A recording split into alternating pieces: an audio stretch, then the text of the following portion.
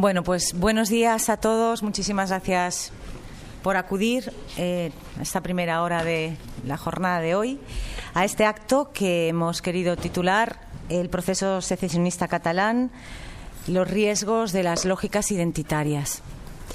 En la rueda de prensa se va a ofrecer una reflexión sobre los peligros de estas lógicas identitarias y vamos a analizar lo que consideramos nosotros constituye una enorme fractura a nivel social. Vamos a presentar también un manifiesto, muchos de ustedes ya lo tienen, un manifiesto en el que se hará un llamamiento a la no resignación de las instituciones y, en particular, un llamamiento a los ciudadanos comprometidos frente a la ola secesionista catalana y para la búsqueda de soluciones que faciliten un desenlace cuanto menos razonable y que suponga el menor daño posible. Este acto, me gusta siempre remarcar en este caso, que está organizado con total libertad desde la sociedad civil. Detrás hay un colectivo que es el nuestro, el colectivo Mairena, que está integrado por personas de diferentes procedencias, pero es un acto de sociedad civil, con la capacidad que tenemos los ciudadanos de hacer que las cosas sucedan, con nuestro compromiso y porque no podemos acometer pues destinos diferentes con personas indiferentes.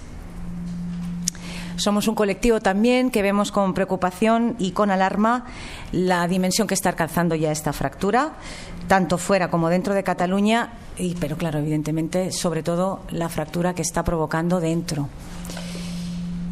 Las tensiones se están replicando en los diferentes planos de la vida colectiva y doméstica y muchos de nosotros pues observamos todo esto que está ocurriendo con mucha preocupación y con hastío también.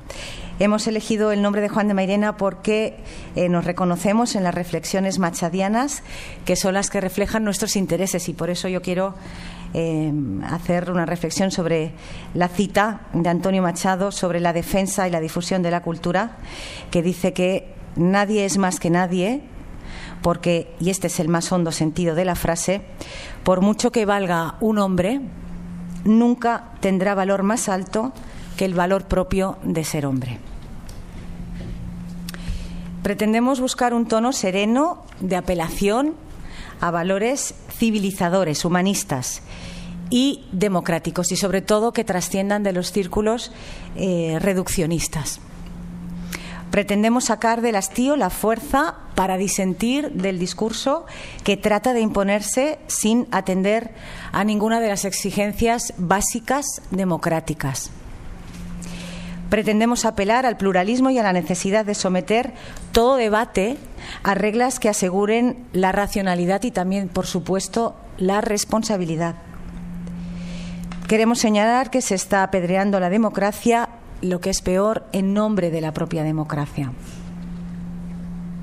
Pretendemos recordar que la definición de supremacismo figura como aquella creencia, doctrina o teoría que afirma que un colectivo es superior a otro o al resto de colectivos. Este supremacismo no contiene ningún tipo de democracia y tampoco la hay fuera de la ley, porque, como nos recordaba Hannah Arendt, en un Estado de Derecho la ley es la única defensa posible de los pobres y los débiles contra los ricos y los poderosos, y no hay otra.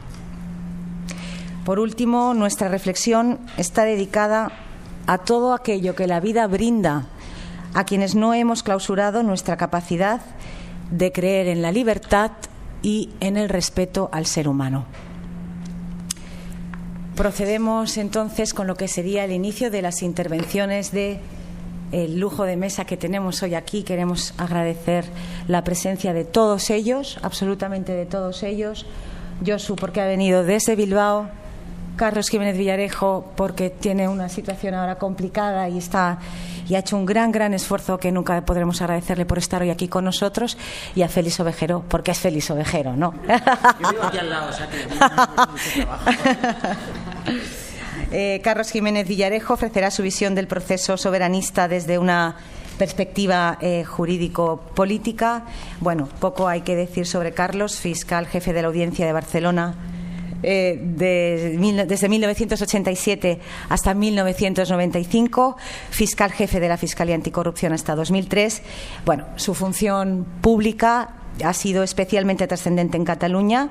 En 2010, además, recibe el galardón Creu de Sant Jordi de la Generalitat de Cataluña. Fue reconocida de manera específica su lucha contra la corrupción y la defensa que hizo exhaustiva de los valores democráticos.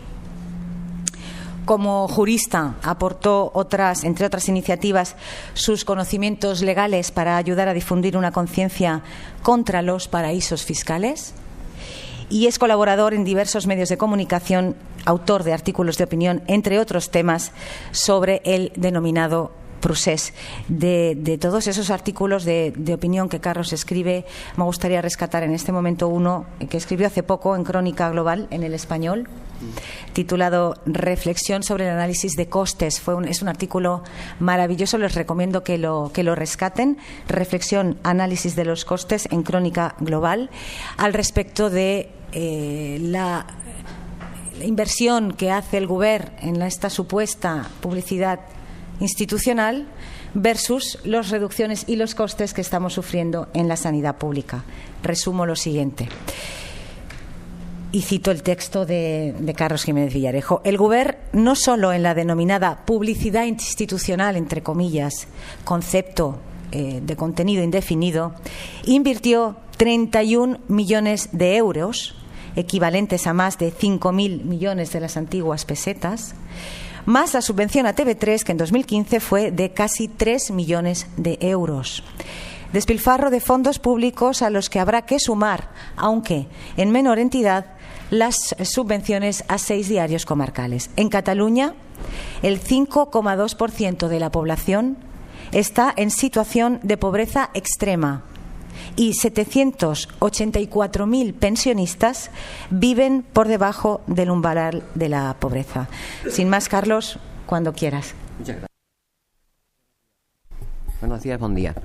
Es un placer y una satisfacción compartir esta mesa, primero por mi implicación en el trabajo que ha dado lugar a este manifiesto que luego se leerá, Fraternidad, Unidad y Solidaridad, del colectivo Juan de Mairena. Yo me siento orgulloso no solamente de haber participado.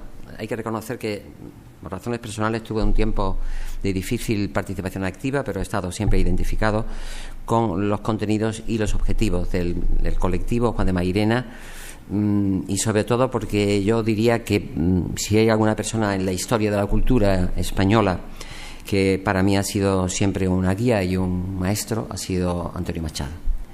Hace unos días, por razones también vinculadas a mis problemas personales, no pude ir ante la tumba de Antonio Machado en un acto que organizó Federalistas de Esquerras para hacer una ofrenda floral y al mismo tiempo leer un texto que yo remití y leyó otra persona en mi lugar, porque realmente me parece que solamente el hecho de asumir la invocación de Antonio Machado y particularmente de los textos de Juan de Mairena ya es una señal de progreso, de humanidad y de todos estos valores de fraternidad, de unidad, de solidaridad, etcétera. Por tanto, gracias a todos, especialmente a Teresa, que ha sido mi vínculo con este colectivo y mi forma de aproximarme a su trabajo en general.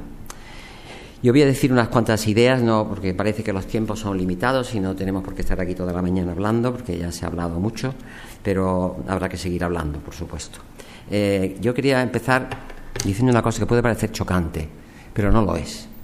El otro día, repasando la historia reciente, sobre todo los últimos años del franquismo, me encontré con una foto que decía, en el título de la foto decía Franco votando en el referéndum de 1966. Franco, como dictador, como criminal de guerra o como genocida o como lo que sea, por tanto era compatible con un referéndum, mejor dicho, con un referéndum no, con algunos referéndums, porque hubo uno anterior al 66 en el que se aprobaba la ley orgánica del Estado. Por tanto, un dictador de esa categoría organizó un referéndum y fue a votar y lo controló absolutamente. Lo controló absolutamente. Igual que está ocurriendo aquí. Lo digo con toda franqueza, ¿eh? Y esa foto, que me impactó bastante, volverla a ver al cabo de los años, era Franco con su esposa delante de una mesa electoral votando el referéndum del 66, que aprobaba, por cierto, la Ley Orgánica del Estado. Por tanto, yo lo que quiero decir es que el referéndum sigue siendo una forma de participación ciudadana y que yo, naturalmente, acepto y respeto. Está en la Constitución del 78, está en las posteriores leyes que la desarrollan, la Ley del 80 y las leyes autonómicas, en el caso de Cataluña, de consultas referendarias o no. Por tanto, me parece que es aceptable. Pero lo que sí quiero decir es que el referéndum por sí mismo no es una señal inequívoca de democracia, porque si lo fuera, no lo habría convocado un dictador como el general Franco. Y lo hizo. Por tanto, conviene dejar las cosas un poco claras para no confundir a la sociedad civil y a la población, porque me parece muy bien que se convoque el referéndum. Bueno, sí que hay que convocarlo en las condiciones legales que correspondan, pero lo que no se puede es utilizar el referéndum como arma fundamental de expresión de la soberanía, porque también lo hizo Franco, un dictador, en una dictadura. Por tanto, vayamos con cuidado en el análisis de los conceptos y de las realidades que se están poniendo en juego. Yo quería decir que cuando el gobierno actual de Cataluña habla de referéndum, primero dice una fecha y dice una pregunta, creo que es lo que ha dicho, pero por otra parte no hay nada más. Es decir, y no hay que olvidar que en Cataluña hay dos leyes de consultas populares, una del año 10 y otra la que aprobó el Parlamento de Cataluña en vísperas de la consulta del 9N, la Ley 10/14 de consultas no referendarias, que era la que más se podía aproximar a una consulta tipo referéndum, que evidentemente no lo eran, porque no podía regular un referéndum, ni lo reguló nunca, porque no tiene competencias para ello, así de claro. Pero, en todo caso, lo que hay que decir es que cuando aprueba la Ley 10/14 en vísperas del 9N, dice que el Gobierno se someterá a los siguientes principios, el Gobierno de Cataluña, evidentemente: transparencia, publicidad, claridad, neutralidad institucional, pluralismo, igualdad, no discriminación, inclusión y protección de los datos de carácter personal. Nada de esto se está cumpliendo en el momento actual en la convocatoria de ese llamado referéndum que quieren hacer el día 1 de octubre. Nada de esto. Y es una ley catalana. No es una ley de referéndum porque no tiene incompetencia para aprobar leyes de referéndum, pero sí es una ley que se le aproxima en la medida que regula las formas de convocar consultas populares a la población en Cataluña. Estos principios son los mínimos, están en la ley electoral española, evidentemente, están en cualquier ley que regule el referéndum y, por supuesto, en la ley del 80 que desarrolla el artículo 92 de la Constitución sobre el referéndum. Pero lo que es obvio y lo que es absolutamente indignante es que se siga hablando de un referéndum que no sabemos exactamente en qué consiste, ni cómo será, ni si será siquiera, cuando los principios en que le inspiran, según sus propias normas y leyes, son absolutamente incumplidos de forma sistemática. Entonces, me parece que ya es hora de que desvelemos la realidad de la capacidad que hay para la mentira, para el cinismo y para la desfachatez en el Gobierno de Cataluña respecto a una ciudadanía que, desgraciadamente, no conoce suficientemente las leyes que los regulan. Dicho esto, empiezo afirmando algo que es evidente, es decir, el Gobierno de Cataluña está violando sistemáticamente su propia legalidad catalana, la propia legalidad aprobada en base al Estatut de Autonomía vigente, por mucho que fueran las reformas que le introduzca el Tribunal Constitucional, que no es el caso. Pero está violando la propia legalidad catalana y está apartándose abiertamente de unos principios que están en unas consultas populares no referendarias. Bueno, por tanto, evidentemente no podían ser un referéndum. Pero bueno, si en unas consultas populares ya se exigían todos estos requisitos, aún más en un referéndum stricto sensu. Y sin embargo, todo eso es prácticamente desconocido y violado de forma sistemática. Pero al mismo tiempo está violando todo el ordenamiento jurídico estatal de forma sistemática. Y para eso yo solamente pongo varios ejemplos que creo, no voy a entrar en ellos, pero los voy a citar. Es decir, las condenas de de Artur Mas, de Francesc Homs, de las conselleras Rigau y Joana Ortega, y los procesos abiertos a Carme Forcadell y desde ayer a Meritxell Borràs, son la expresión de la aplicación del ordenamiento jurídico español a todos los ciudadanos, porque no hay nadie que tenga el privilegio de estar excluido de la aplicación de la normativa estatal que se aplica por igual a todos los ciudadanos sin incluir un principio de discriminación por razón de la nacionalidad o de la supuesta nacionalidad o del cargo público que se ostenta. Por tanto, me parece que ya es bastante importante y grave que se esté ocurriendo esto. ¿Por qué? Porque están cometiendo sucesivos delitos de desobediencia y prevaricación que están en el Código Penal, no de ahora, estaban ya en el Código Penal de 1822. Por tanto, no es que hayan creado unos tipos, el Estado español haya creado unos tipos penales específicos para perseguir a los dirigentes catalanes. No, estos tipos penales están en los códigos penales de toda la historia del derecho penal español desde principios del XIX, es decir, inspirado ya en la Constitución de 1812.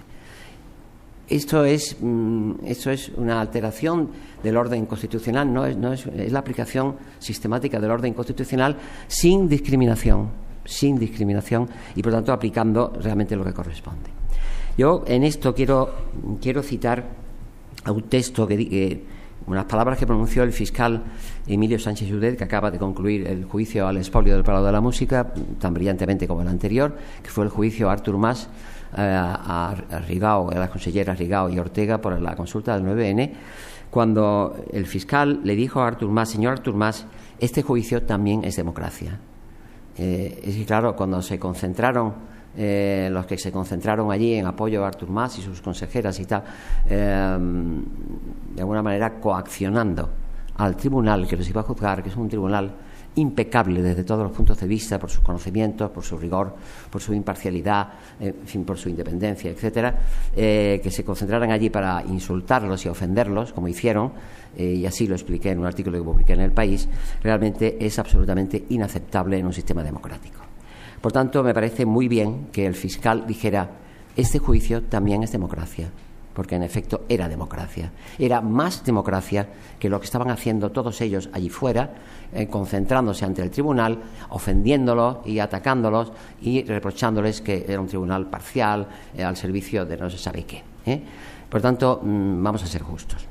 Yo quería, de todas formas, decir algunas cosas que me parece interesante.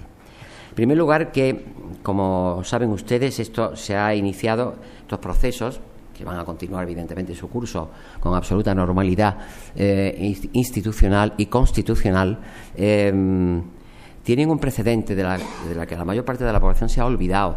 Es decir, la Agencia Española de Protección de Datos impuso a finales del 2015 una multa de 200.000 euros a la Asamblea Nacional Catalana, presidida entonces por Carme Forcadell, por violación, por una infracción muy grave de la ley de la Agencia Española de Protección de Datos, por una violación del derecho constitucional de los ciudadanos a la intimidad, en virtud de la encuesta que ellos pusieron en marcha antes de que llegara la consulta del 9N. Por tanto, yo me pregunto, esta señora no es la primera vez que es sancionada. Naturalmente la sanción recayó sobre la organización, que era la ACN, pero la ACN estaba presidida por ella.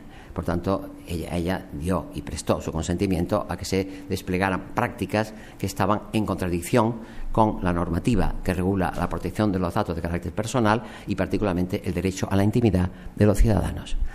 Y este precedente está ahí y parece que se haya olvidado y no se ha olvidado. Y yo me pregunto, ¿han pagado los 200.000 euros que se les impuso de multa o no? Porque la verdad es que lo desconozco, pero allá ellos y allá la Agencia Española de Protección de Datos, que es la que tiene en definitiva que cumplir la sanción impuesta, ratificada en 2 ocasiones, en 2 fases sucesivas de recursos por la Audiencia Nacional, todo hay que decirlo. Tanto yo creo que cuando ellos pretenden decir que son objeto de una persecución, yo pienso, es que se creen estos dirigentes del Gobierno de Cataluña actualmente o miembros del Parlamento, etcétera, se creen que son miembros de una especie de casta privilegiada que está al margen de las leyes a las que estamos sometidos todos los ciudadanos españoles, sin excepción. A mí me sorprende que estos días pasados haya habido algunas la presidenta del Parlamento, Carme Forcadell, este señor de Esquerra Unida, que ojalá Esquerra Unida fuera lo que iba a ser, lo que debía haber sido, dijo que se amparaban en la inviolabilidad parlamentaria. Francamente me sorprende el nivel de desconocimiento que tienen de lo que es el derecho constitucional, el derecho penal, en fin, las normas que regulan una convivencia en un Estado democrático. Porque si hay alguien que tiene inviolabilidad en el sentido, entre comillas, de no estar sujeto a responsabilidad, es el jefe del Estado, es el rey, nada más, nada más. Ni los miembros del gobierno del Estado tienen esa inviolabilidad. Ellos apelaban a una inviolabilidad parlamentaria, o sea, concepto que no existe en el conjunto de todos los estados de la Unión Europea. Por lo tanto, están intentando crear unos estatutos de privilegio ajenos a los sistemas democráticos ya consolidados desde principios del XIX, cuando se impuso pues finalmente la Revolución Francesa y creó los presupuestos de las actuales democracias occidentales. Yo creo que hay algunos datos que hacen que sea preocupante la situación en Cataluña, y voy a poner un par de ejemplos, pero yo creo que son significativos. Uno, ya se ha dictado la primera condena por un juzgado penal de Lleida, el juzgado penal número 1 de Lleida, contra determinadas personas pertenecientes a estos grupos de agitación vinculados generalmente a las entidades sociales llamadas soberanistas o independentistas, o como se quieran llamar, por amenazas y coacciones con la agravante de discriminación ideológica, porque lo hicieron haciendo uso de la invocación del principio de que aquellos ciudadanos, que eran unos ciudadanos que subían a un autobús para venir a un acto de sociedad civil catalana en Barcelona, fueron objeto de toda clase de insultos, agresiones, amenazas, etcétera, y han sido condenados por una falta de agresiones, de amenazas y coacciones, con la agravante de discriminación por razón ideológica, por razón del nacionalismo, en virtud del cual se comportaron de la manera que se comportaron, indignamente. En segundo lugar, hay otro dato que yo creo que es tan importante como el anterior. Antes del 9N, el juzgado de lo contencioso número 2 de Barcelona dictó una sentencia ejemplar en la que declaró nulo de pleno derecho el acto del Ayuntamiento de Cabrils, en virtud del cual se ponía a disposición de la Generalitat los datos del padrón municipal de ese ayuntamiento, por estimar que era absolutamente contradictorio con las normas que regulan la disposición de los datos de los datos del censo y, por tanto, de la necesidad de una protección institucional que el ayuntamiento debe dispensar, y, por tanto, no puede disponer de ellos porque son datos de ciudadanos. Son datos de ciudadanos que tienen derecho a una legítima protección por parte de las entidades que disponen de esos datos tan personales. Fue anulada esa cesión de datos a disposición de la Generalitat, y, por tanto, yo creo que es un dato importante. Hay otros datos y otras circunstancias también similares. A mí me parece gravísimo que personas con la presencia de diputados de la CUP pudieran asaltar y causar daños y ofender la sede del Partido Popular de Cataluña, con independencia de la ideología que representa el Partido Popular, que me parece un partido demócrata plenamente, y, por tanto, me merece el máximo respeto. Y, por tanto, me parece el máximo rechazo también que se puedan producir actos de esta naturaleza con la presencia y el consentimiento, y yo quiero que haya aplausos de determinados diputados del Parlamento de Cataluña, cualquiera que sea su ideología.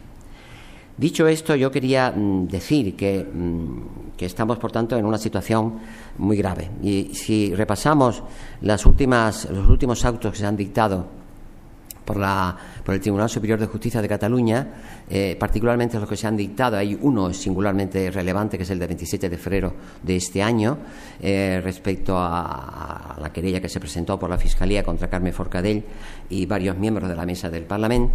Yo creo que realmente, cuando uno lee ese auto y lee toda la historia de esas resoluciones, el auto tiene más de 20 folios, pero cuando uno lee la historia de lo que pretende o ha pretendido, porque ya no lo pretende el Parlamento de Cataluña, pues realmente uno se queda realmente asombrado de cómo se puede llegar a tal nivel de desconocimiento, de ignorancia o de mala fe en la aplicación de los principios democráticos.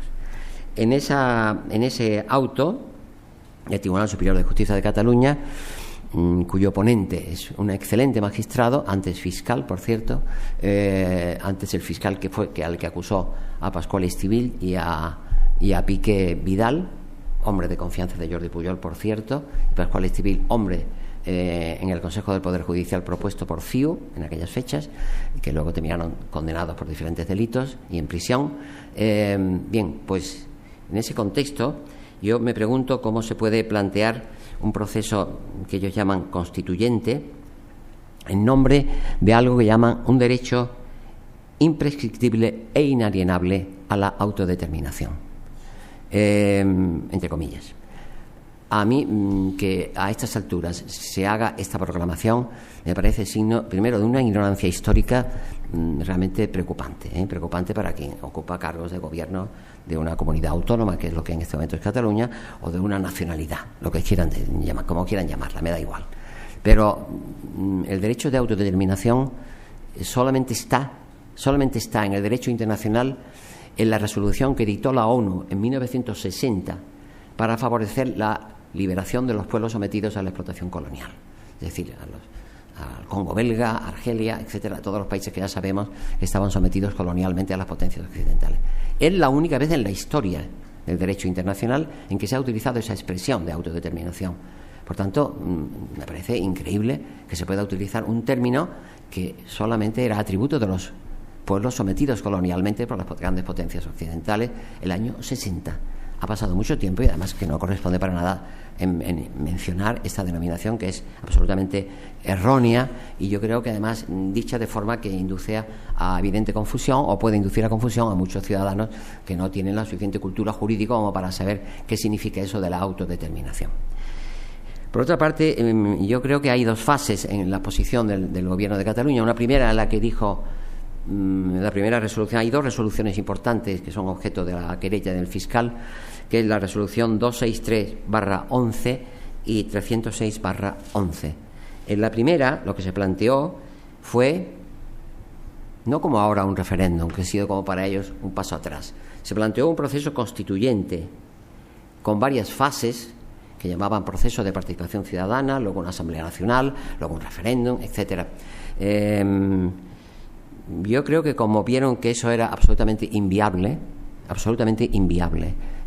aparte de ser absolutamente ilegal, por supuesto, pero era, además de ilegal, era inviable, pues recurrieron a la tesis del referéndum, de un referéndum que, como estamos viendo y acabo de expresar, primero, Cataluña y el Gobierno de Cataluña carece de competencia en absoluto para convocar un referéndum, y mucho menos de ese contenido, como es la secesión o la separación del Estado español. Carece absolutamente de competencias y, sobre todo, lo que carece es de normas que lo regulen. Es decir, estamos hablando de un desideratum que ellos deben tener en alguna parte escrito, pero que en este momento no conocemos los ciudadanos, lo cual es una muestra del de menosprecio que tiene no solamente a la legalidad, que ya la tienen y la han acreditado a lo largo de todas las causas que se han abierto y que se seguirán abriendo, y se seguirán abriendo, insisto, sino además el menosprecio que tienen a la ciudadanía, porque realmente estar prometiendo lo que ni siquiera ellos quieren expresar que quieren significa un menosprecio a los derechos de la ciudadanía, a algo que se llama la transparencia en el ejercicio del poder. La transparencia, el derecho a estar informados. No hay transparencia alguna en la actuación del Gobierno de Cataluña. Es un gobierno prácticamente que se produce en el margen de lo secreto y de los acuerdos interparlamentarios de la derecha esa reaccionaria y nacionalista, más esos grupos llamados anticapitalistas de la CUP, en una especie de alianza absolutamente insólita, o yo diría que espuria, para llegar a estos objetivos, pero me parece que son objetivos absolutamente inviables. Yo, por tanto, creo que ante una situación como esta, no sé cómo se pueden sorprender de que pueda el Estado reaccionar abriendo procedimientos penales como el que se acaba de abrir ahora contra la consellera Meritxell Borràs por la llamada compra de las urnas, porque se aprobó ayer, creo, o ayer o antes de ayer, abrir una causa contra ella, porque realmente es la violación de la legalidad, y la violación de la legalidad igual que no se excluye y no se está excluyendo a los grandes delincuentes económicos y responsables de la corrupción del conjunto del Estado de ninguna causa, de ningún juzgado, no se está amparando ni se está dando un tratamiento de favor, ni ellos invocan la inviolabilidad porque tienen el nivel de conocimiento y de inteligencia mínimo para saber que ellos no pueden ser inviolables, pues igual se aplica aquí cuando se quebranta una legalidad constitucional que es el fundamento de nuestro Estado democrático y social de derecho, creado en la Constitución del 78, para que nadie se lo olvide, porque no estamos hablando de cualquier fundamento, sino de un fundamento muy sólido. Ante todo esto, yo pienso que cuando ellos hablan de asambleas constituyentes, etcétera, y de participación ciudadana de una forma absolutamente pues, vaga, indeterminada, etcétera. Voy a terminar porque creo que he hablado ya más de la cuenta. Pero lo que sí me preocupa es que en la última resolución que dictaron y que está sometida a juicio, que es la resolución 306/2011, ellos se atrevieran a incluir un párrafo que dijera lo siguiente: en este proyecto de convocatoria del referéndum, dicen que se estarán creando los espacios necesarios para que los partidarios del sí y del no a la independencia lo hagan en igualdad de condiciones. Me parece realmente absolutamente de un cinismo y de un desafío constante que eso lo haga un govern que ha hecho del sí el eje prácticamente exclusivo de su acción política, porque no tiene otra política, porque ni se preocupa de la sanidad, ni de la educación, ni de la pobreza, etcétera, etcétera. Lo que sí se preocupa es de garantizar el sí. Por tanto, que en una resolución del Parlamento que está impugnada judicialmente se hable de garantizar las condiciones de igualdad entre los partidarios del sí y del no, es que me parece realmente indignante. Es indignante. Yo creo que estamos, en ese sentido, me siento partícipe del espíritu que impregnó el 15M hace ya muchos años, pero que sigue vigente ante estas barbaridades. Yo, ante todo esto, y termino, voy a decir una cosa que no puede que a algunas personas, no sé, incluso presentes, no les guste, pero a veces a mí me preocupa el futuro de Cataluña, como natural, como todos los que estamos aquí, pero yo hace unos días fui a La Coruña a pronunciar en el Ateneo Republicano de Cataluña una conferencia sobre lo que ellos llamaban el asedio fascista a la República Española. Y allí, revisando texto de la época, me encontré con un texto de un mitin que dio Gil Robles en el Escorial el año 34. Y decía: tomaremos el poder cuando queramos. Tomaremos el poder cuando queramos, dijo Gil Robles el año 34. Finalmente lo hicieron a través de la fuerza de las armas. Aquí creo que eso no se va a producir. Pero realmente esa sensación que da de que hay un constante menosprecio a la legalidad constitucional vigente y una apelación permanente a unos vagos sentimientos nacionalistas que hay en una parte de la población, que hoy por hoy se ha acreditado que es minoritaria, por otra parte, realmente me parece que es quebrantar los principios democráticos y, sobre todo, someter a Cataluña a una presión que es absolutamente inaceptable para los legítimos derechos de los ciudadanos. Nada más y muchas gracias.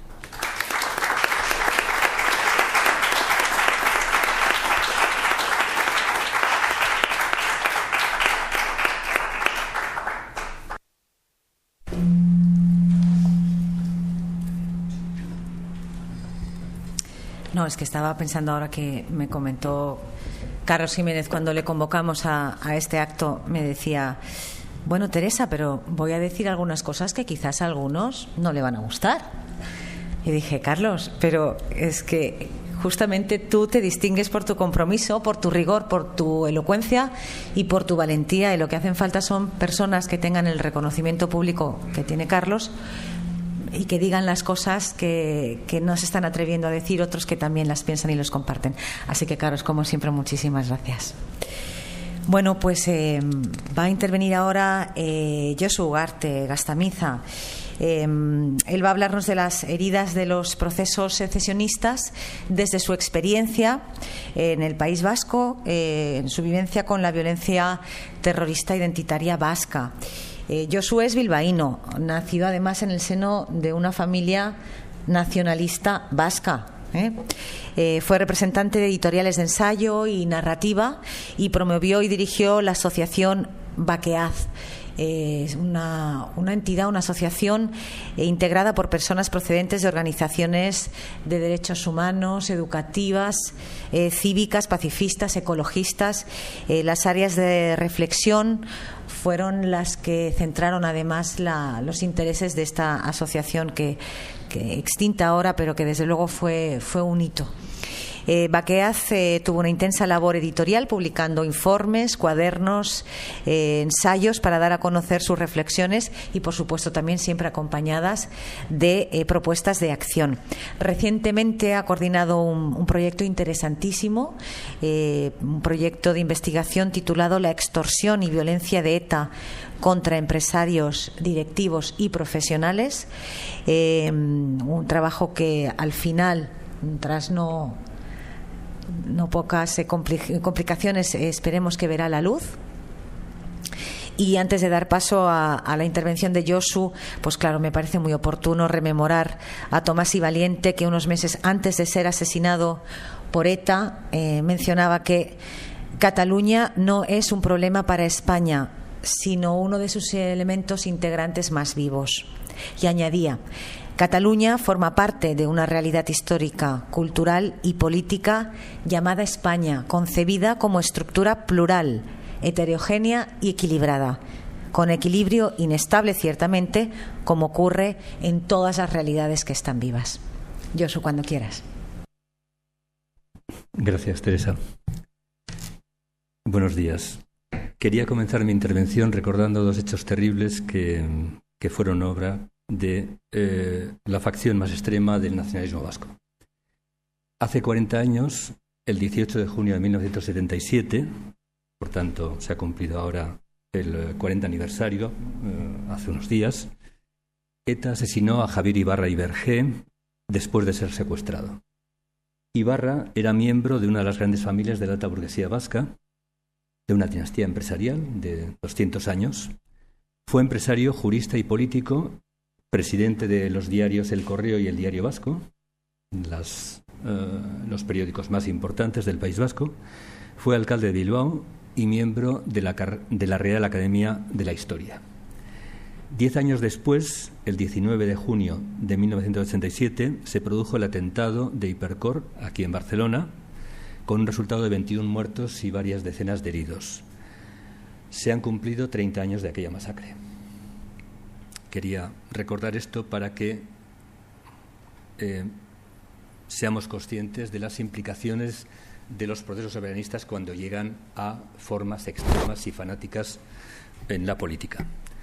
Como ha dicho Teresa, nací en el País Vasco, en Bilbao, a mediados de los 50, y procedo de una familia católica, conservadora y nacionalista vasca. Mi lengua materna, sin embargo, fue el castellano.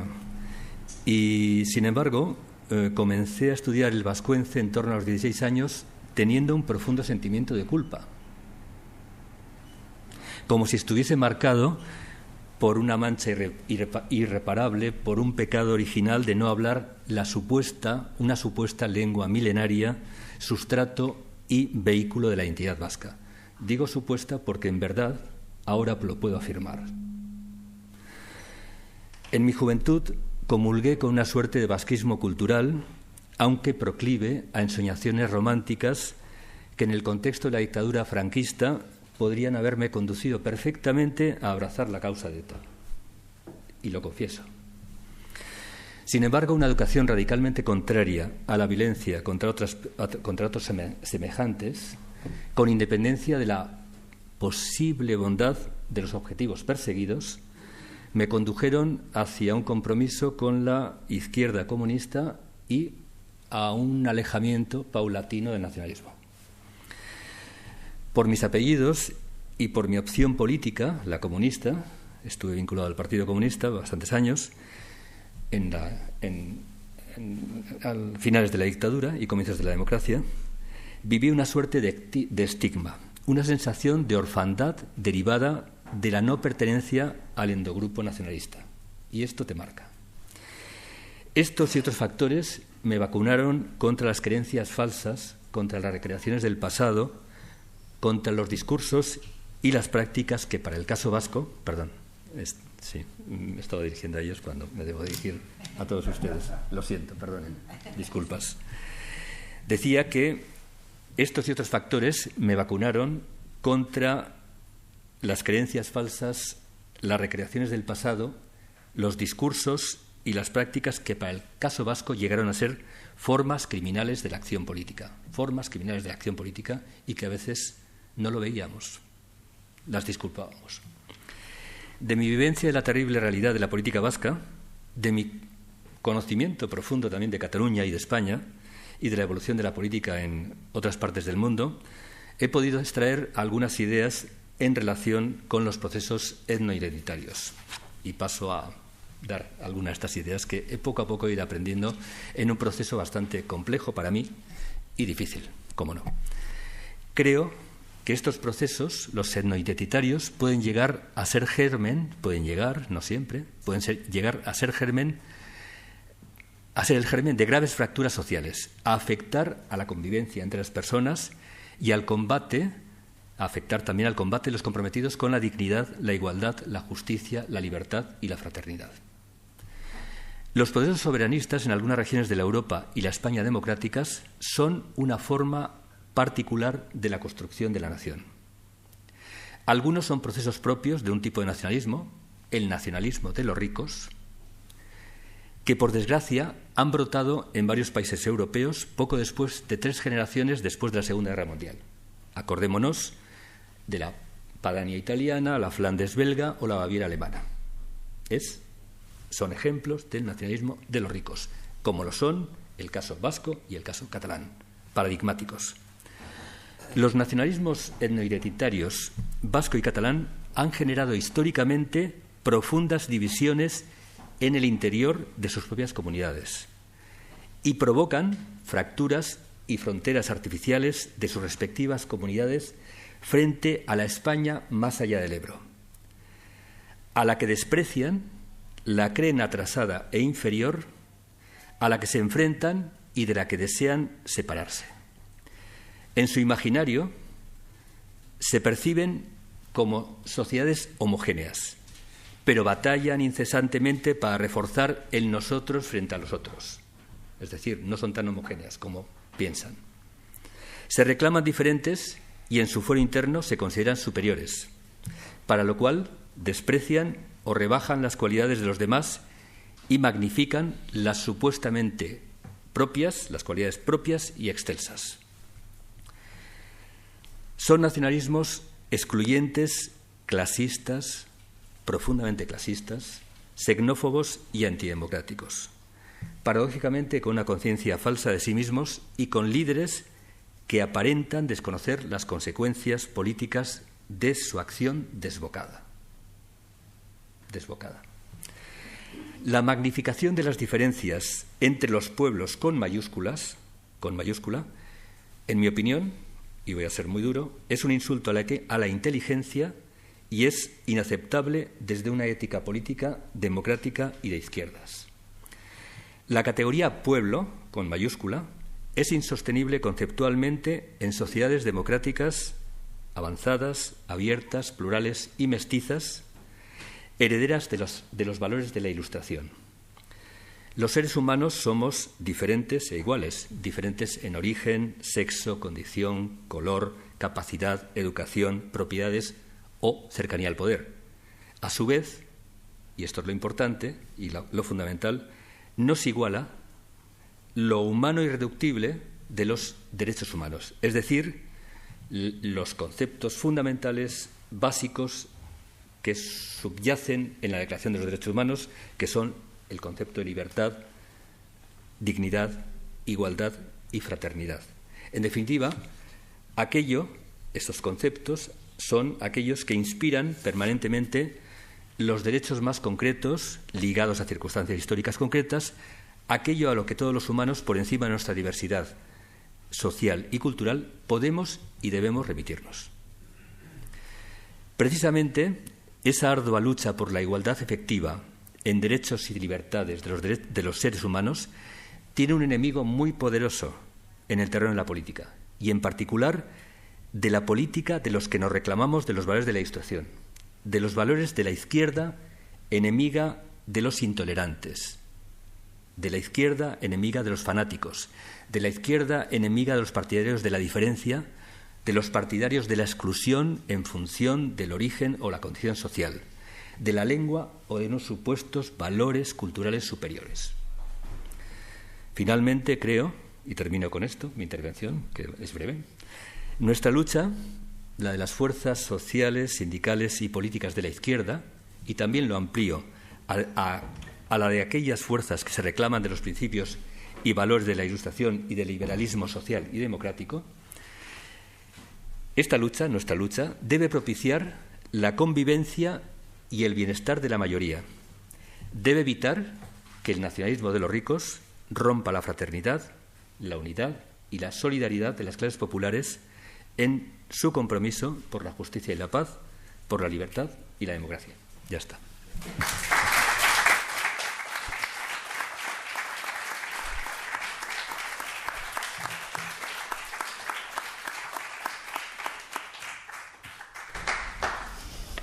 Uy, ya voy. Bueno, yo es que me has dejado muy sorprendida. Valoro muchísimo que alguien tenga la valentía de hacer esas reflexiones tan íntimas y tan personales, esas vivencias tuyas y esas reflexiones que son producto, pues, de tu fuerte compromiso cívico y social. Muchas gracias. Bueno, pues el tercer interviniente, pues tampoco, al igual que los otros dos, casi no necesita presentación, pero yo tengo que justificar mi presencia aquí.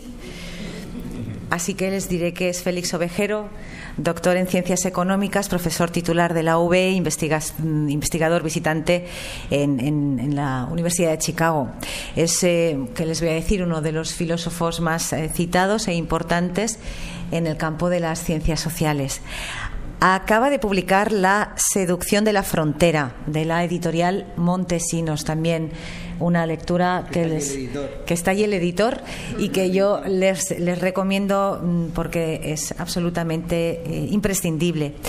Un ensayo en el que critica que parte de la izquierda española haya hecho suyo un relato nacionalista que no le corresponde y que contraviene sus esencias. En una reciente entrevista concedida al diario también español, al mismo que antes me referí, del artículo de Carlos Jiménez Villarejo, Félix Ovejero sostenía que se da la paradoja de que para que alguien pueda decidir qué se sustrae al conjunto de la comunidad política, antes se deben establecer unas fronteras, y estas no se pueden decidir democráticamente porque entonces ya has decidido quién decide. Por otra parte, el derecho de autodeterminación solo está justificado cuando tus derechos no son atendidos. Recibió Félix Ovejero el 18º Premio de la Tolerancia y en su discurso de recepción alentó, me parece absolutamente importante esto, alentó a los filósofos a terciar en la política, denunció la sentimentalidad de la nueva oleada independentista y expuso cómo la distorsión de las palabras por parte de los nacionalismos nos ha llevado a la situación actual en la que nos encontramos. Cuando quieras, Félix.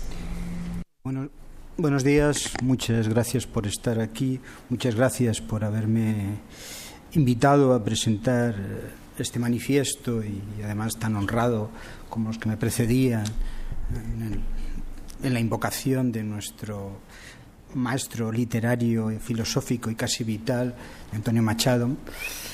Entonces yo solamente quería hilvanar 4 reflexiones que empezarán con un recordatorio de algo que leí en los periódicos estos 2 días de esta semana. La calle más cara comercialmente de toda España está a 500 metros de aquí. Ayer mismo en el periódico había una lista de los 10 pueblos más pobres de España. 7 de ellos estaban en Andalucía. Esos colonos son unos gilipollas. porque si esa situación en donde los ricos, que somos los que en promedio, y el promedio no es un concepto, bueno, es un concepto precisamente, pero no describe la realidad de cada uno porque hay profundas desigualdades en Cataluña.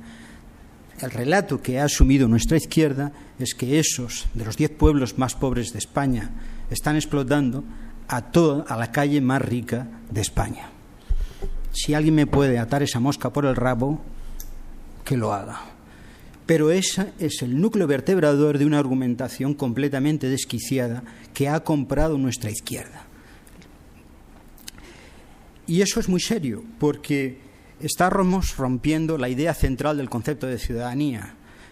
Una comunidad de ciudadanos no es una comunidad de identidades. Las identidades son plurales, diversas. Las nacionales son las menos relevantes si es que son identificables. Es mucho más importante la clase social, es mucho más importante el sexo, diríamos la religión, hasta la geografía. Las gentes que viven en pueblos marítimos tienen entre sí mucho más que ver desde el punto de vista de sus pautas de comportamiento, de predicción acerca de sus rituales, de sus modos de emparentarse, que la coincidencia más o menos circunstancial con una lengua que por lo demás está lejos de constituirse en la lengua que nos aglutina como mayoritaria a los catalanes. Lo que nos identifica como ciudadanos es la condición de libres, iguales y fraternos. En el lema completo de la Revolución Francesa, lo he recordado hasta la fatiga, pero las cosas estas parece conveniente reiterarlas de vez en cuando, no solamente estaba en libertad, igualdad, fraternidad, sino que había un cuarto lema, el que está en la tumba de Magat, y en los momentos más revolucionarios y más democráticos de la Revolución Francesa se decía unidad indivisible de la patria. Eso no es una etiqueta franquista, es la consideración de que los que estamos dentro de una comunidad de ciudadanos, dentro del perímetro de una frontera, estamos comprometidos como una unidad de decisión y unidad de justicia.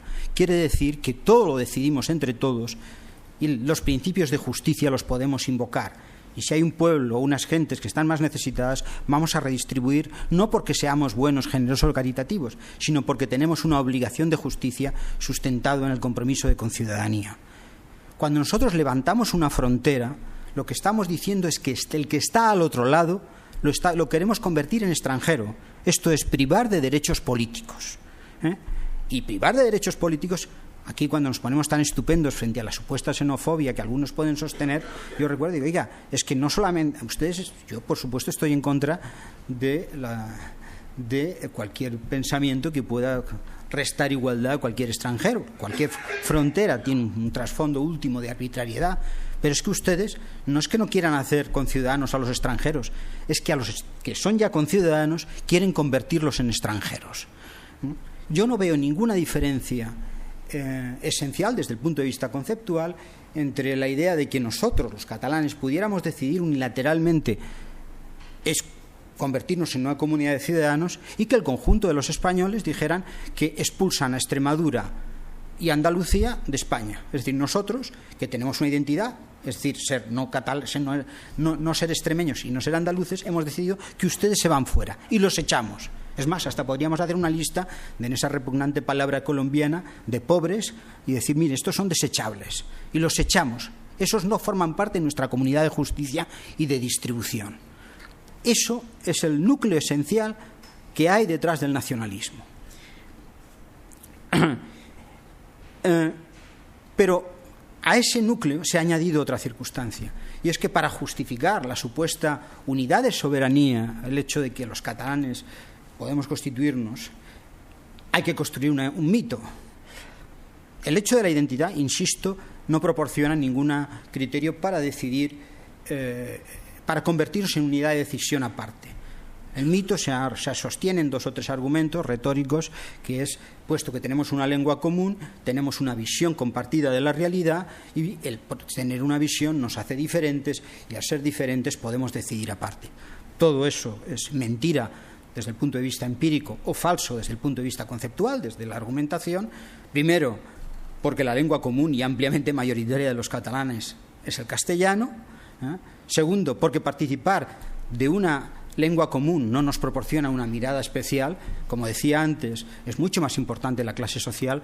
Una persona que vive en Vallecas y otra que vive en Hospitalet tienen mucho más que ver entre sí desde el punto de vista de su vida cotidiana y podrían intercambiarse sin reparar que están en una realidad, en una nación distinta, y pueden tener ellos con el de San Gervasio, que se parece más al de Barrio de Salamanca. Estas obviedades son sólidas y fundamentales, pero con independencia de esa consideración, el hecho, como digo, de tener una lengua común no los proporciona, aunque tengamos una identidad común, una visión del mundo común, pues eso no nos convierte en una unidad de soberanía. Yo ahora mismo empiezo a tener una visión común con todos los miopes, que vemos muy borroso, y eso no nos convierte, por supuesto, en decir, nosotros vamos a decir aparte porque tenemos una mirada sobre el mundo distinta. Eso es indiscutible, se podría precisar numéricamente en grado de diotrías, pero eso no nos hace especiales. Es la condición de ciudadanos la que nos iguala. Pero, ¿qué ha sucedido?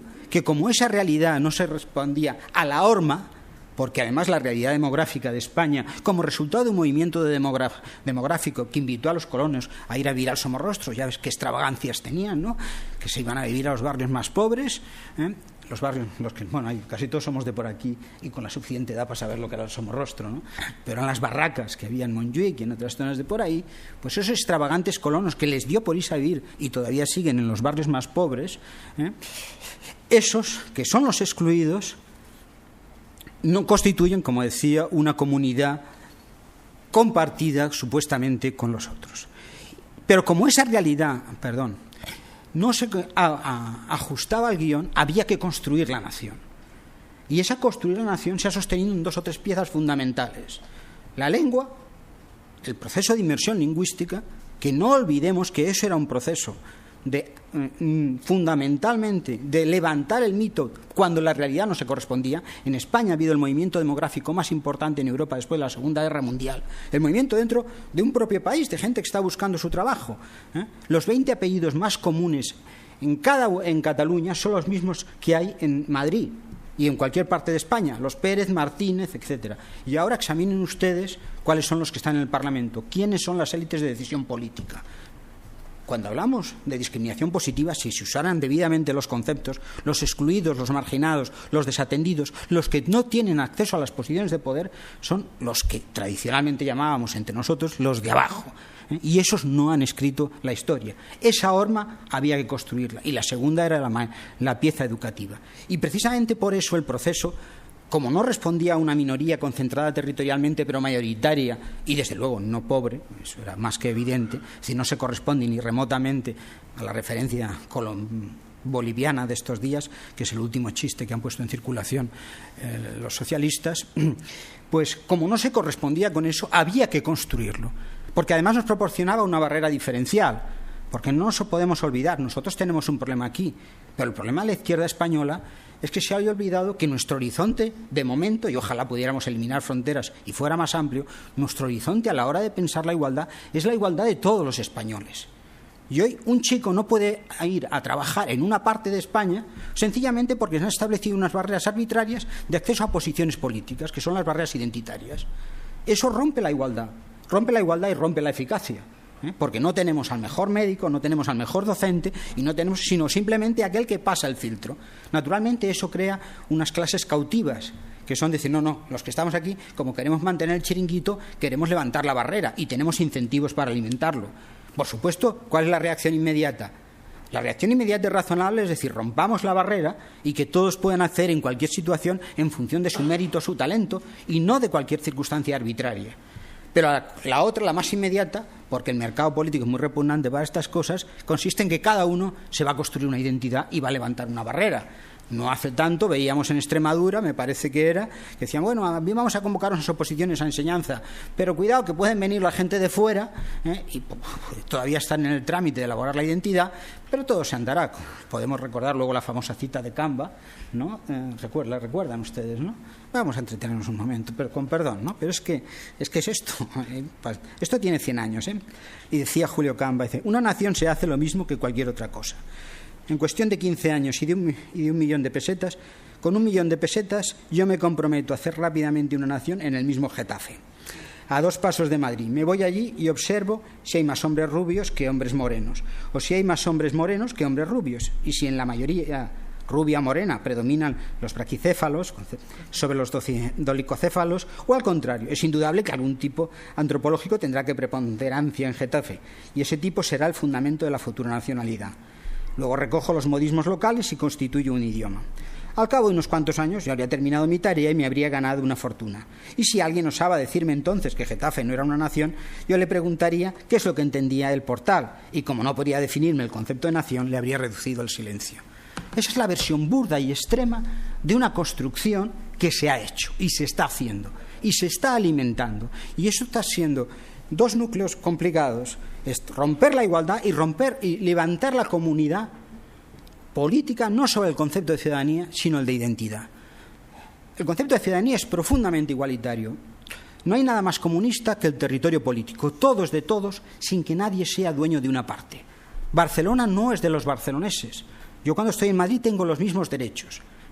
Mi casa es mi casa en virtud de un escenario y un territorio político jurídico que es el compartido y que entre todos colectivamente ha decidido que yo puedo disponer de este teléfono o vender mi coche. Pero yo no puedo hacer cualquier cosa con mi propiedad. No puedo coger el coche y enfilarlo contra uno y atropellarlo, ¿no? Porque la trama jurídica, ese territorio político que se levanta sobre ese principio, insisto, de donde todo es de todos y nadie es dueño de parte alguna, nadie puede sustraerse a eso, a ese escenario.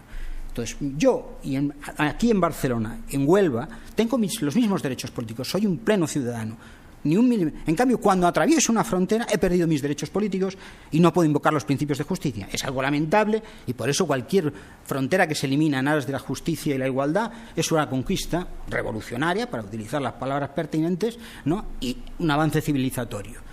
En cambio, el concepto de identidad, si es espacial, pues yo me parezco más, tampoco mucho, a mis vecinos, porque eso es una casualidad circunstancial, pero eso no es fuente de derechos. La idea del sentimiento, esta contaminada, palabra tan contaminada, es que estos se sienten, bueno, y bien, ¿y qué? Mis sentimientos no pueden limitar tus derechos políticos. ¿Por qué? ¿En qué se sostiene el machismo finalmente?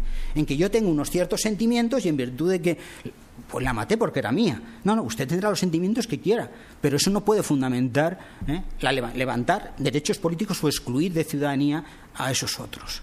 Y el dejarnos contaminar por ese lenguaje, por esas estrategias de fundamentación, es el modesto camino que los que estamos un poco entre los papeles tenemos que hacer, pero luego, sobre todo, el reconocimiento no de identidades quintaesenciales, que en este país no reivindica nadie.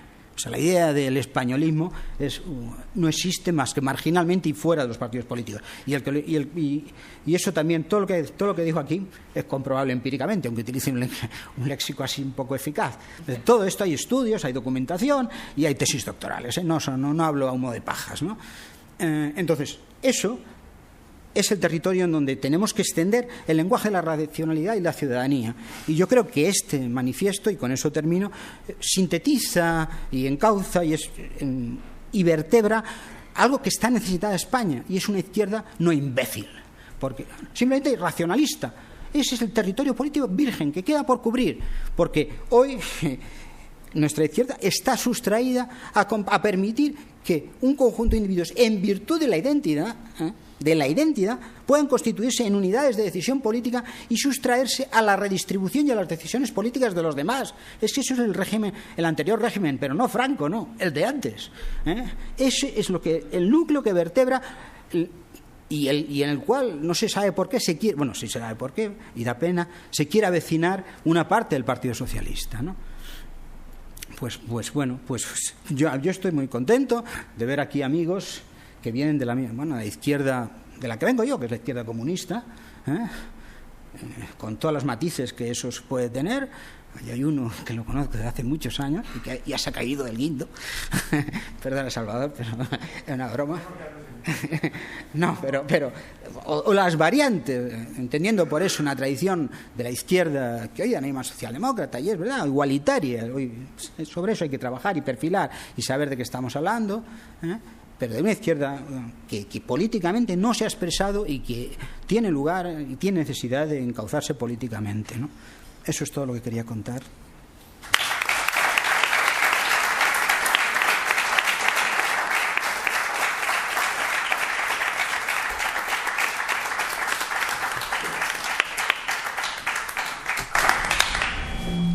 Bueno, pues Félix, muchísimas gracias por estos conceptos de lenguaje eficaz, como denominas tú, que nos ayudan a recalzar los cimientos de la democracia y a poner el foco sobre esa construcción de la mirada que estamos muchos, ¿no?, a la que estamos expuestos desde muchos ámbitos.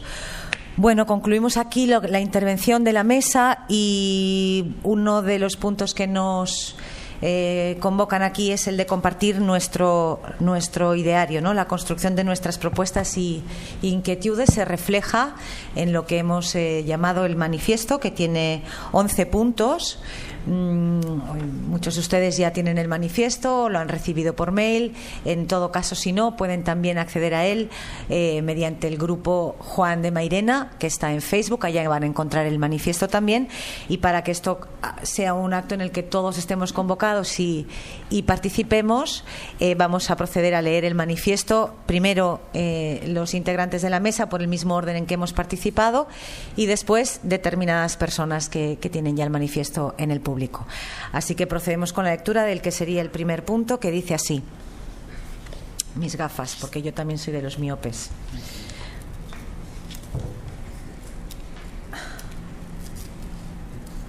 El primer punto dice: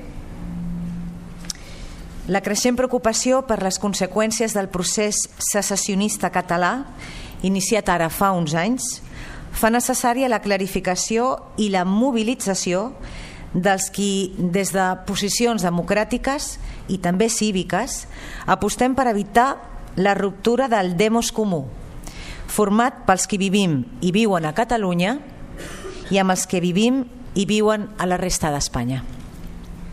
Entendemos que no se están valorando los costes reales de establecer diferencias irreales entre las vivencias e intereses comunes de los más. Creemos que es socialmente nocivo enfrentar deliberadamente diversidades culturales mixtas y enriquecedoras que han conformado una sociedad plural y mestiza. 3. Afirmamos que no hay ningún problema de opresión nacional en Cataluña. Después de casi 40 años de gobiernos autonómicos hegemonizados por el nacionalismo catalán, no hay ninguna persecución, minusvaloración o desconocimiento de los rasgos lingüísticos y culturales propios de Cataluña. Por el contrario, es la lengua castellana la que en determinados ámbitos es considerada como lengua foránea de Cataluña. En esos 40 años, las competencias y capacidades de gobierno de las instituciones catalanas no han hecho otra cosa que crecer y consolidarse en el marco de un Estado profundamente descentralizado. 4. Consideramos errónea la reivindicación de la independencia, el referéndum o el denominado derecho a decidir como derechos democráticos por sí mismos. Son propuestas políticas que deben ser consideradas como tales, no como derechos inherentes o debidos. 5. Llamamos la atención sobre el origen real de la marea secesionista, la campaña de los grupos más importantes de la burguesía catalana para reducir su ya escasa tributación. Para lograrlo, pretenden establecer un inexistente sujeto tributario, Cataluña, y de ese modo evitar la imposición directa en función de la renta. Asimismo, llamamos la atención sobre la continuidad de esa marea, el proyecto de las élites locales de consolidar un poder propio, ocultar la corrupción y las políticas de recortes y desplazar, como ellos mismos han reconocido, las protestas sociales contra las agresiones antipopulares de los gobiernos de CiU y de Junts pel Sí. 6. Sostenemos que los lazos de unión e interés entre las clases populares de Cataluña y las del resto de España no solo son culturales, económicos, políticos y familiares. Son lazos de fraternidad forjados a través de siglos de compartir un mismo problema de opresión y un mismo combate por la emancipación y los derechos. El problema de una clase dominante común, cruel y rapaz, que desde Barcelona y Madrid, Sevilla y Bilbao, Oviedo o Valencia, hambreaba a los trabajadores de toda España, forzaba su emigración, les hacía morir en Cuba y Marruecos, les reprimía brutalmente tras la victoria franquista, tras la emigración, les reprimía brutalmente tras la victoria franquista. Esa fraternidad común permitió resistir y levantarse en la Semana Trágica de Barcelona de 1909 o en la Huelga General de 1917. Posibilitó la República de los Trabajadores y la resistencia contra el golpe fascista. Esa fraternidad común unió y organizó a trabajadores y trabajadoras venidos de toda España con los que vivían en Cataluña y conformaron juntos un sujeto común que luchó contra el franquismo y contra las patronales, que además de serlo, eran y son profundamente xenófobas. Esa fraternidad común facilitó la lucha contra la opresión nacional, que sí existía durante el franquismo, y lo hizo en plena sintonía con los trabajadores del resto de España. 7. Defendemos que romper esa hermandad por causas como la que se esgrimen no es otra cosa que entregar a los sectores populares, atados de pies y manos a las fuerzas neoliberales, que envueltas en la bandera invocarán a la unión sagrada de Cataluña, dividirán a la ciudadanía por falsas identidades o por apellidos verdaderos, y harán retroceder hasta lo imaginable las conquistas democráticas sociales duramente alcanzadas. Pedimos a la izquierda política, sindical y social de Cataluña y del resto de España que ponga en el centro de su discurso y de su práctica esta cuestión: la fraternidad, la unidad, la solidaridad, nuestro debemos común. Que sea consciente del riesgo de ruptura entre las clases populares en Cataluña y en el resto de España. Que sea consciente de que si esa ruptura se llegase a producir, el discurso dominante seria el del nacionalisme ètnico i excluyente. 9. Demanem als comuns, a Podem, Izquierda Unida, el PSC, PSOE, Esquerra Unida i Alternativa, Iniciativa per Catalunya, el Subviu, el Partit Comunista d'Espanya, a Comissions Obreres, a UGT i CGT, entre d'altres, que situïn com a principal i repetit punt dels seus objectius el manteniment de la unitat de les classes populars a Catalunya i a la resta d'Espanya.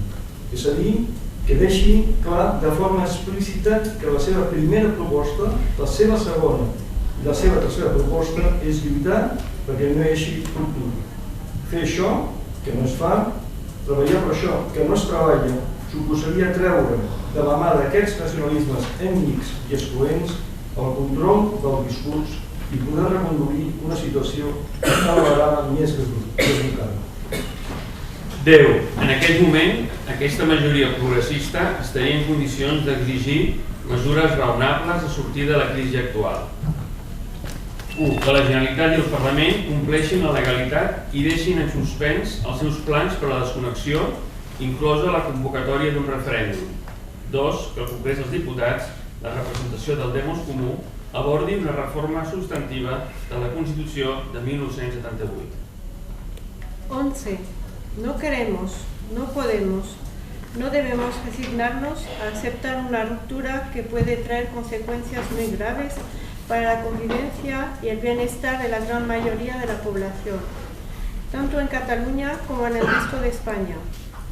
No queremos, no podemos, no debemos aceptar que los responsables de la pobreza y los recortes, los ladrones de lo público, laven su cara y sigan manchando sus manos con más sufrimiento añadido.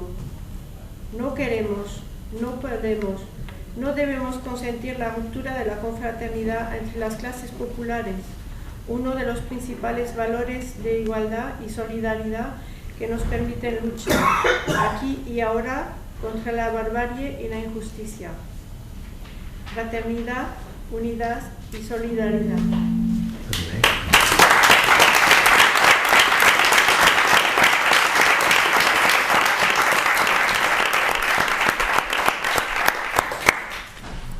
Muy bien, me gustaría recordarles que además al final de este acto está a su disposición. Vamos a repartir tanto el manifiesto con las 11 proclamas como también lo que es la tarjeta de visita, nuestra presentación en quiénes somos, nuestro colectivo y qué es lo que pretendemos hacer. También estamos haciendo una recogida de firmas en change.org. Ahí lo pueden encontrar en Change, nuestra petición. Es interesante que podamos contar con su colaboración para dar difusión a todo esto. Agradecemos mucho su presencia aquí, pero también nos gustaría que continuase más allá del acto de hoy y que fueran cómplices con nosotros para dar difusión a esta petición en Change. Estamos grabando también el acto. Ya ven que aunque somos un grupo de sociedad civil con muy poquitos recursos, sí que tenemos muchas ganas y somos muy organizados. Así que también estamos grabando el acto con la finalidad de que tenga su segunda vida, o su vida paralela, y que en YouTube pues pueda llegar también a toda la gente que ha querido hoy y no ha podido estar con nosotros.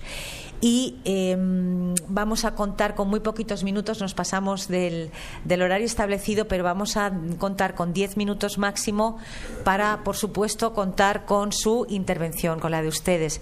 Levantan la mano y sí que les rogamos que sean lo más concisos posibles para que en esos 15 minutos puedan tener cabida el máximo de participaciones. Así que estamos aquí para atender lo que precisen. Muy bien, Salvador.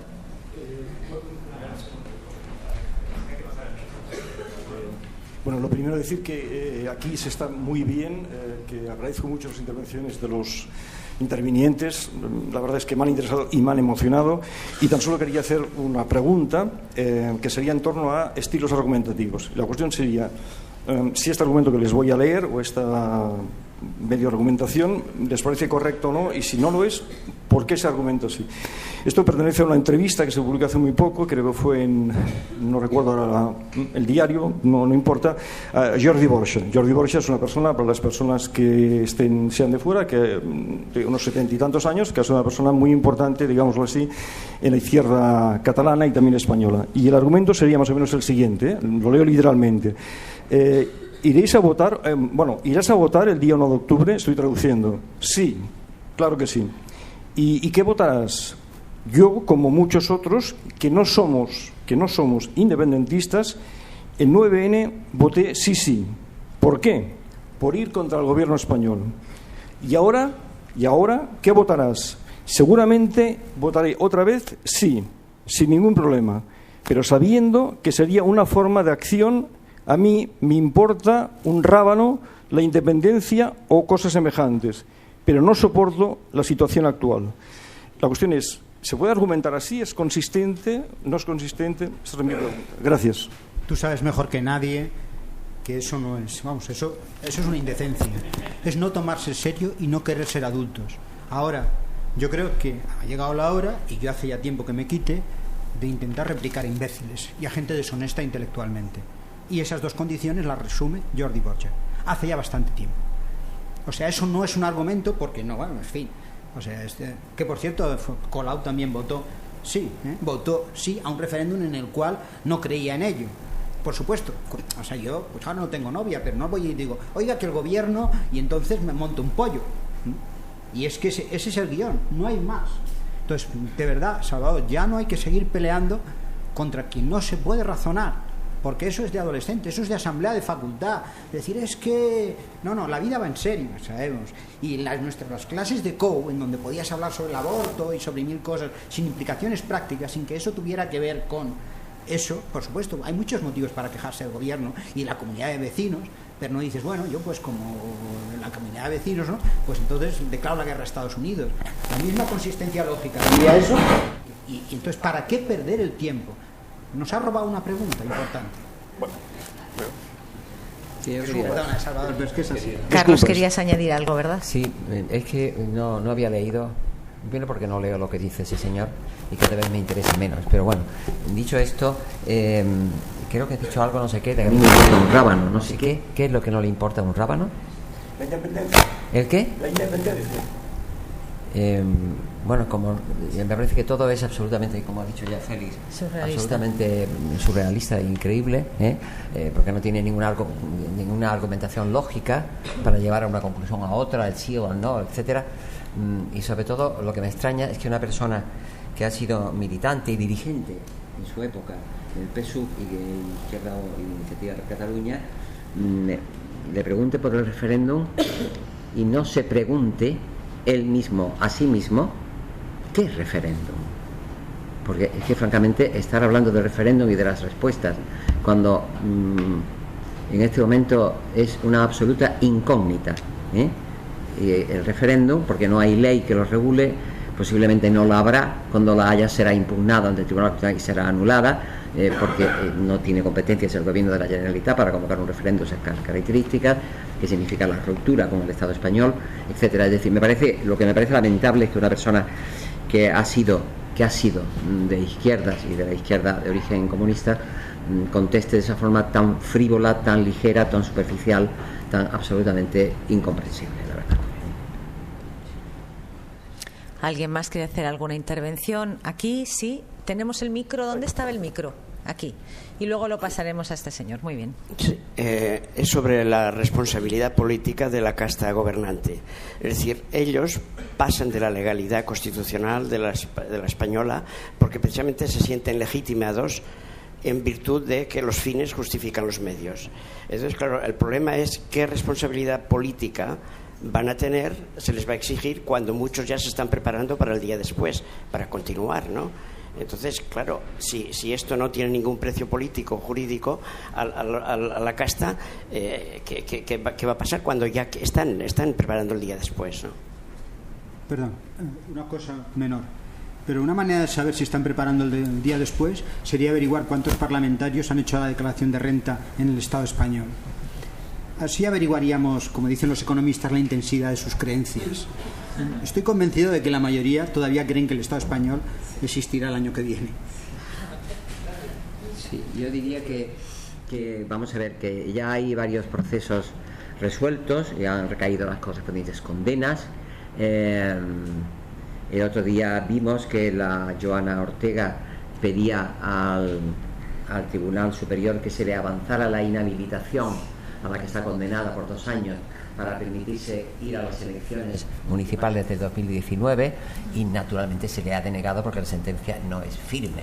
Ya sé que son conceptos jurídicos que no todo el mundo tiene que saber, pero ya nos imaginamos, la sentencia tiene que ir al Tribunal Supremo, etcétera, y tiene un tiempo que tiene que transcurrir como para todos los ciudadanos, por otra parte, no por ser ellos, para todos los ciudadanos, que por otra parte son unos privilegiados, porque si no veríamos que el caso Palau de la Música finalmente se ha visto en juicio, que ya veremos cuando recae la sentencia y sobre todo la definitiva del Tribunal Supremo, pero eso se inició el año 2009 y al final son los mismos, es Millet, es Montull, es Artur Mas y es la burguesía catalana en definitiva la que está ahí implicada con su clase política, beneficiándose de las comisiones de Ferrovial.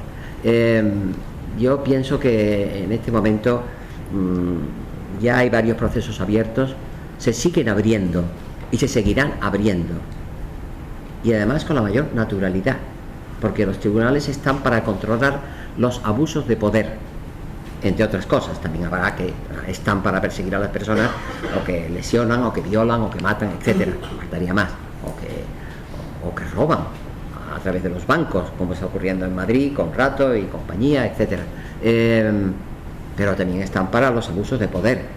Y en este momento la clase política catalana dominante y gobernante está en un permanente abuso de poder, en un permanente abuso de poder.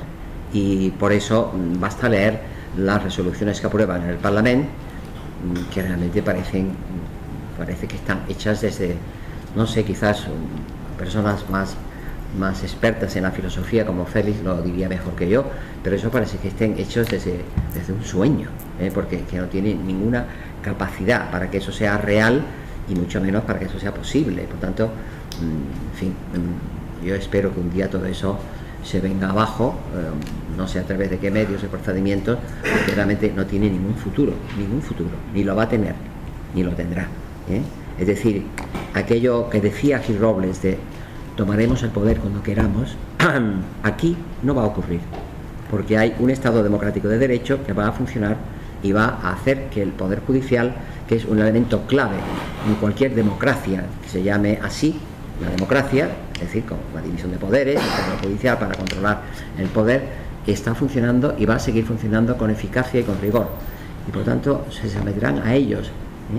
Y por tanto no hay más que ver la primera resolución que adoptaron, la resolución 263 del 11, con la segunda. Hay un abismo. ¿Por qué? Porque la primera era todo un proceso constituyente con una participación ciudadana y no sé qué, y una asamblea constituyente. Todo eso lo han echado por la borda y han ido a por una solución que les parecía más fácil, que era el referéndum puro y duro y directo, pero es que también ese camino es un camino sin salida. Por lo tanto, vamos a seguir exigiendo nuestros derechos, exigiendo el respeto a nuestros derechos como ciudadanos, para que realmente no desemboque ese proceso, se llama así realmente, en ninguna parte. O sea, que vaya directamente, como dijo un día un filósofo, ahora diputado por cierto del PSC en el Congreso de Diputados, que vaya a la nada, que es donde tendría que haber ido ya, pero que todavía parece que falta un tiempo para que lleguen a la nada. El libro se llamaba Travesía hacia la nada. Eso es lo que dice. Aparte de la importante acción judicial, que es absolutamente necesaria, es conveniente que exista una reacción desde el ámbito de la política y desde el ámbito de la ciudadanía. Es importante que los intelectuales respondan, debatan, dialoguen, en el sentido de exponer los problemas que efectivamente están detrás y que eviten que intelectuales que fueron importantes en su momento, como Jordi Borja, digan las tonterías que están diciendo y, en definitiva, defraudando a toda una generación de las que hemos sido alumnos de una persona que en su momento era muy respetable y maestra para nosotros. Tiene que haber también una reacción de la propia sociedad civil, tiene que organizarse. En Cataluña se organiza, pero más todavía, tiene que haber una rebelión, ¿por qué no?, cívica, una rebelión naturalmente correcta, respetuosa, pero con ideas claras sobre qué decir y qué exigir. Y desde la política tiene que haber, al menos en la izquierda, que es lo que me preocupa fundamentalmente, tiene que haber una reacción clara, y hay sectores de la izquierda que, aunque minoritarios, pueden hacerlo. Concluiremos con la última intervención. ¿Quería usted intervenir? Tienen un micrófono ahí, por favor. Muchas gracias, buenos días. Mi nombre es Miguel y vivo en Nou Barris, Barcelona. Y acá se han dicho muchas cosas interesantes, muchísimo debate, y el compañero Carlos Villarejo, a mí personalmente, cada vez que lo escucho, no hago más que aprender y logra abrirme la cabeza, abrirme el coco, ¿no? Y la intervención del compañero Ovejero también ha sido, bueno, en realidad la intervención de todos vosotros ha sido genial. Muchas gracias. Yo lo que quisiera hablar, ¿qué es lo que sucede en este país? Porque me pierdo un poco, porque Cataluña parece una bolsa de gatos, ¿no? Acá se habla muchísimo más de lo que a mí me gustaría, de la independencia, del derecho a decidir. Pero ¿qué es lo que sucede? ¿No? ¿Qué es lo que sucede en el campo popular, en el campo de la izquierda? Que no se habla de la pobreza, ¿no?, del sometimiento que vive la población, que viven los trabajadores, la falta de libertades. Acá hay compañeros que han dicho, acá somos todos iguales, y me parece que no somos todos iguales, y me parece que nadie más que nadie, sí, hay muchos que son más que otros, porque los obreros son menos que otros. Los obreros hoy ya no existimos. Y yo me pregunto, acá se ha mencionado, ¿no?, a los intelectuales. Y yo pregunto, los intelectuales de la izquierda, ¿dónde están? Que se dejan arrastrar hacia esta discusión absurda. ¿Qué pasa? ¿No hay otros problemas en el mundo del trabajo, en el campo social, en el campo infantil, que cada vez hay más desnutrición? Hay cada vez más chicos que pasan hambre acá en Barcelona. Yo quisiera preguntarle a lo de la mesa, ¿qué pasa? ¿Por qué no se discute todo esto? Gracias. Gracias a usted. Pues no sé si Carlos, que te ha hecho alusión a ti, No, ¿cómo? A Félix también. Bueno, en todo caso, yo te quería decir que la izquierda sufre las consecuencias de su propia confusión ideológica. Es decir, desde el momento en que hace ya mucho tiempo, porque no hay que olvidar que el inicio de todo ese proceso tiene una fecha, que es el 23 de enero de 2013. El 23 de enero de 2013, todos los partidos que conforman la mayoría gobernante ahora, particularmente Convergencia, Esquerra Republicana, etcétera, pero en aquel momento es la primera vez que se aprueba un documento, estamos hablando de hace 4 años y medio, por tanto, en el que se declara a Cataluña como sujeto de soberanía y se inicia el proceso hacia lo que estamos viviendo ahora.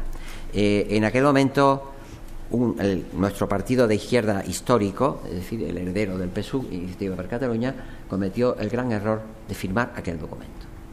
Y la firma de aquel documento por Iniciativa per Catalunya, era entonces como se llamaba, bueno, aparte de Esquerra Unida, etcétera,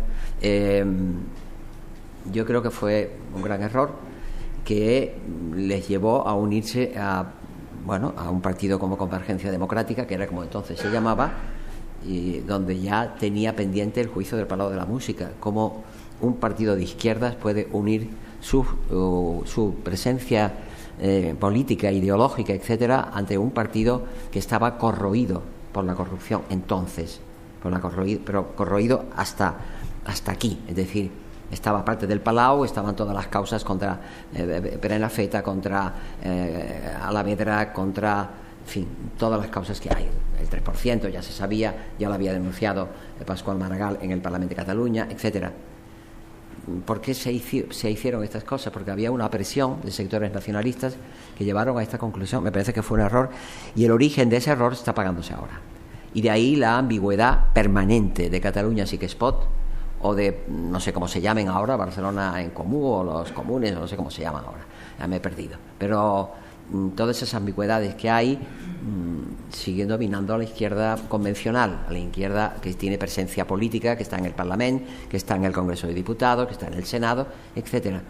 Y de esa ambigüedad no salen, y mientras no salgan de esa ambigüedad y se sitúen radicalmente en la izquierda que es unitaria, no excluyente, universal, internacionalista y proletaria, por utilizar un término ya que casi no se nombra, pero que hay que decirlo, pues mientras esa izquierda no recupere su verdadera identidad y su verdadero terreno de actuación y por tanto su enfrentamiento con los poderes fácticos y siga moviéndose en la ambigüedad y en las dudas permanentes, pues no saldremos de esta situación, porque la otra izquierda auténtica, la que nos gustaría que representáramos aquí y que tuviera una mayor expansión y una mayor presencia pública, pues no está en condiciones de dominar la situación, porque somos una izquierda todavía minoritaria.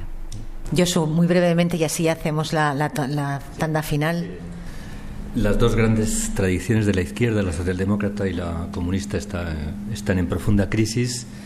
Expresión de ello es la incapacidad para la elaboración teórica, la pereza intelectual, el desnortamiento de sus prácticas y de sus discursos, y la profunda fragmentación, la grave fragmentación que existe en el conjunto de la izquierda. Por tanto, no podríamos hablar de la izquierda, sino de las izquierdas en cada región de España, pues profundamente enfrentadas entre ellas y divididas, y con incapacidad para elaborar discursos propios y prácticas comunes. Y, en definitiva, yo creo que es una izquierda, o son unas izquierdas, con un enorme complejo de inferioridad con respecto a los nacionalismos históricos, nacionalismos de los ricos. Esto es algo que es inaceptable, porque nuestro papel es precisamente enfrentarnos a estos movimientos que tienen están anclados en prácticas de clase y de clasistas, y por tanto contrarias a nuestros principios. Gracias, Josu. ¿Concluyes, Félix, brevemente? Sí. Sí, intentaré. Primero, a veces cuando dicen es que siempre estáis sobre lo mismo, que nosotros estamos hablando sobre el problema de la independencia, cuidado, el tipo que denuncia la guerra no es un belicista, es uno que está denunciando la guerra. Yo no estoy enfrentándome al nacionalismo con otro nacionalista, yo estoy denunciando una locura. El tipo que denuncia el sexismo no es un sexista. Como decía un maestro común, el análisis químico de la sopa no tiene sabor a sopa. Yo estoy denunciando eso, no estoy entrando en eso. Esa es una consideración previa.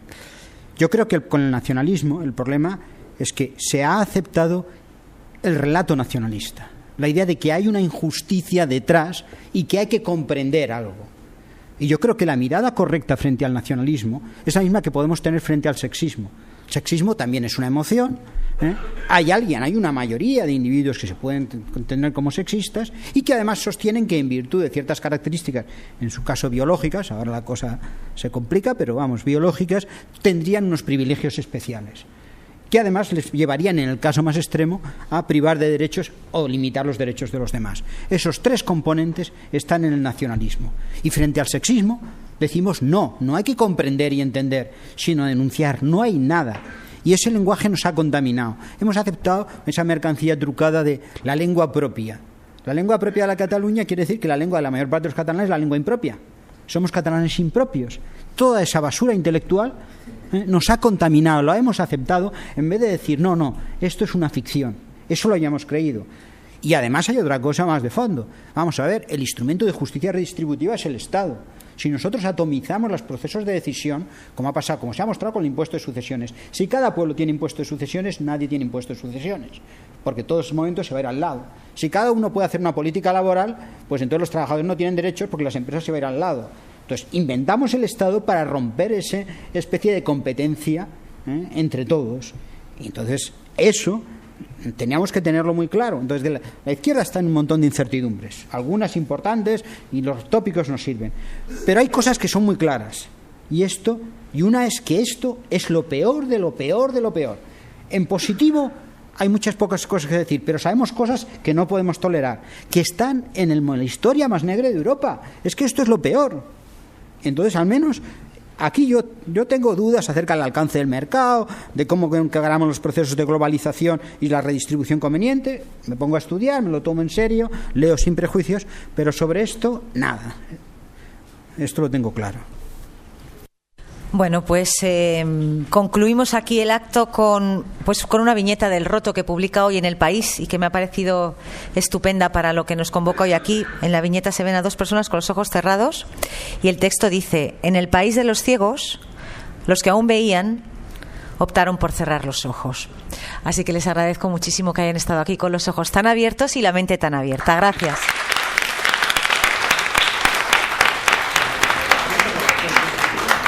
Entre todos. ¿Y el hambreado de quién es? Esto es Martín. El hambrear solo puede ser de